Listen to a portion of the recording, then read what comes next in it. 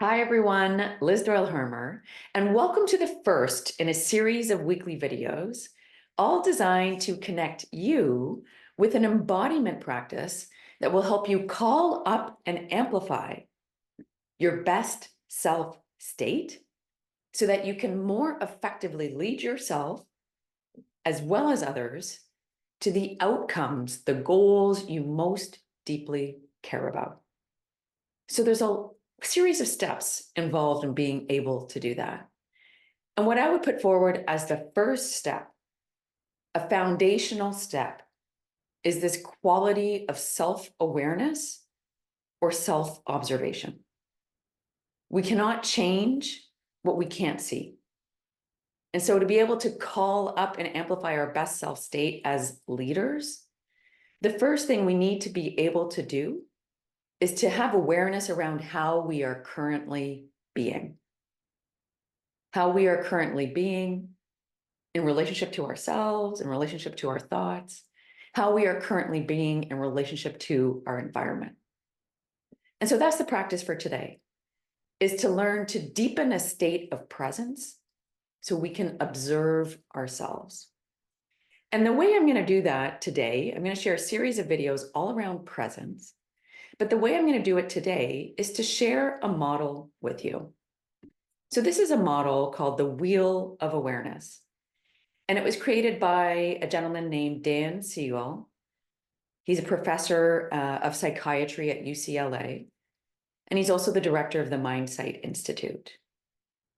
And what he puts forward is that if we want to be aware of things, there's a model we can refer to. What exactly can we be aware of? So what I'll invite you to do, I'm going to walk you through this model, but I also don't want this video to be about me talking a lot and you sitting there. So I'll invite you to a standing position. So for those of you who are familiar with me, you know I guide a lot of our exercises from a standing position. And first and foremost, right, notice first how you typically stand, how you typically hold yourself. And what I'll invite you to do as I describe this model is to ask yourself, what can I change in how I hold my body so that I can pay attention to everything in this wheel of awareness? So I'll repeat that question. The question for you to consider is, what can I change in how I hold my body so I can pay attention to everything on this wheel of awareness? So you answer that question as I guide you through the components of this wheel of awareness. So I'm going to start with the quadrant in the top right corner here, our first 5 senses. So what Dan Siegel says is that the first thing we can pay attention to is everything happening outside of ourselves.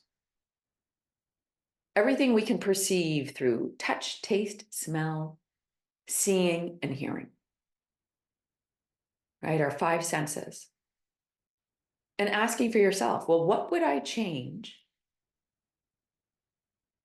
in how I hold my body so I can pay attention to everything happening in my outside world?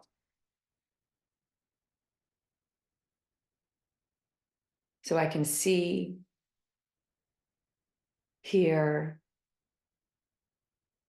taste, smell, touch. What would I change? And maybe you've noticed a shift already. I know for me, I tend to pull back. That's how I get more present. So in this model, we want to be aware of everything happening outside of us. This is our exteroception, our ability to sense the outside world. And we also have interoception, the ability to sense our inside world. And typically, our interoceptive ability is less strong than our exteroceptive ability. Right? Or those nerve cells are smaller. And so sometimes what can be helpful is to actually close our eyes. And if you want to do that, that's okay. Turn off exteroception, seeing the outside world, so you can focus on the inside world. So the second quadrant that Dan Siegel puts forward that we can pay attention to is everything happening on the inside of the body, the interior of your body.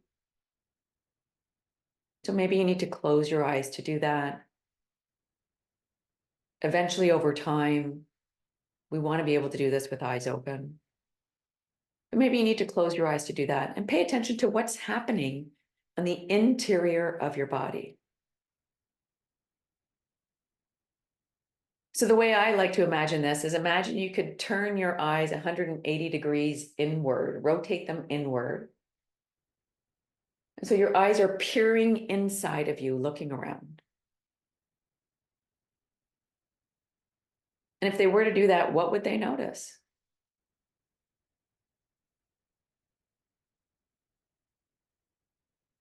What would they see? And scan the interior of your body. And notice, what are you doing in your physical body to be able to pay attention to the inside of your body? What are you doing? How are you shifting in how you hold yourself?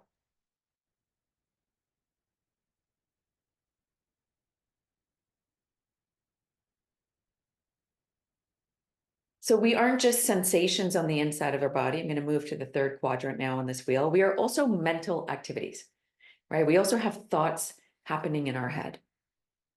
And so another layer we can add in here. What would you have to shift in how you stand to be able to pay attention to the thoughts inside your head? What subtle shifts do you notice?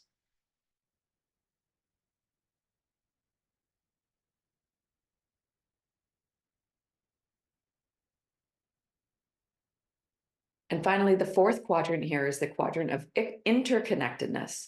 So this is our eighth sense, our ability to sense into what's happening between us and our environment, us and the other people we relate to, and to notice the dynamic between us and others. So what I'll invite you to do is imagine that you could stand right in the middle of all of this, right in the middle of all of this, in the middle of the hub.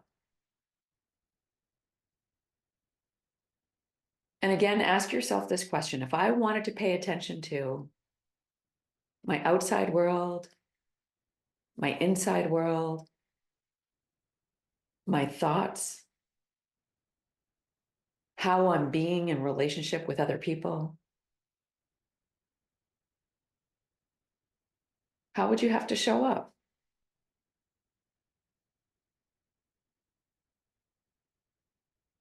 What would you have to shift?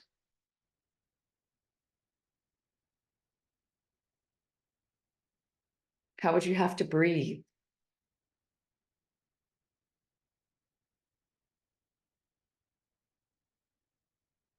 And my invitation is to do this not just in the morning as a form of extra practice, but also to embed this practice throughout your day. To be able to find these brief moments of presence, even if it's just for 30 seconds throughout your day, to come back to this.